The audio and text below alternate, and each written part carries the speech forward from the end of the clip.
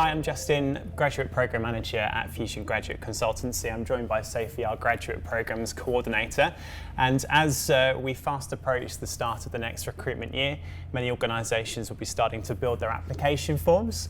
And this video summarises what we've seen as some of the best practices in designing and developing a good application form.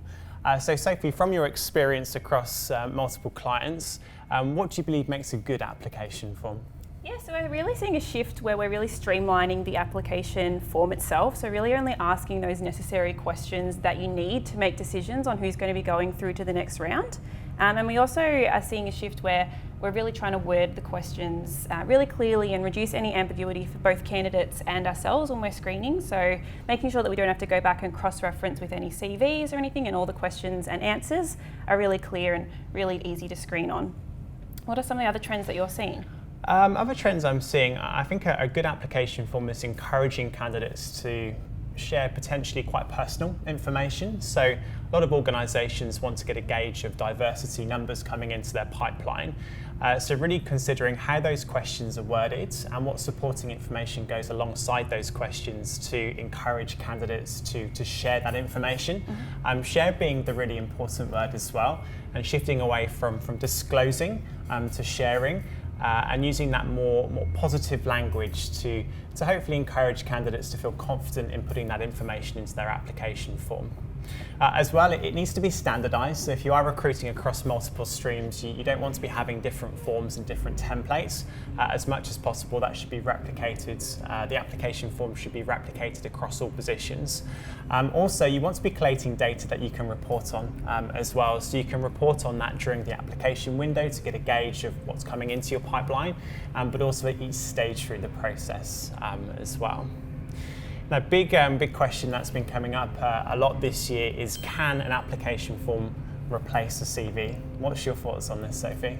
I think ideally, yes, it should. An application form should be asking all of the questions that you would be collating via a CV. So all of that same information is being captured in the application form. And in a lot of instances, we're seeing people not even ask for candidates to upload a CV if it's not required.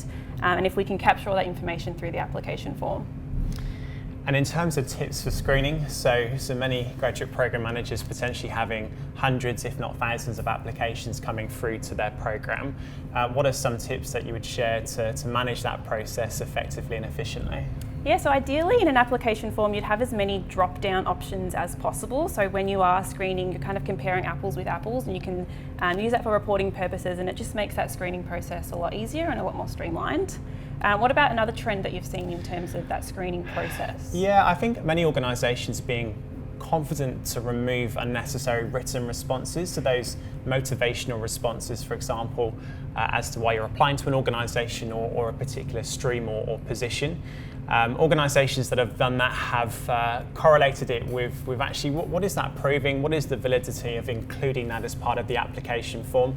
And we know that psychometric assessment, video assessment, assessment centres are much more stronger predictors of performance than a motivation response. And if you have a scalable methodology and you're not necessarily capped as to who can go through to online testing, it's something that A, will make the screening process a lot more swift, B, make it more objective and legally defensible, and C, you're using the recruitment points later in the process, which we know are more predictive to make those decisions. So yeah, removing unnecessary written responses is definitely becoming a much more common theme, and I'm sure many candidates love that as well, that it's being removed from the process.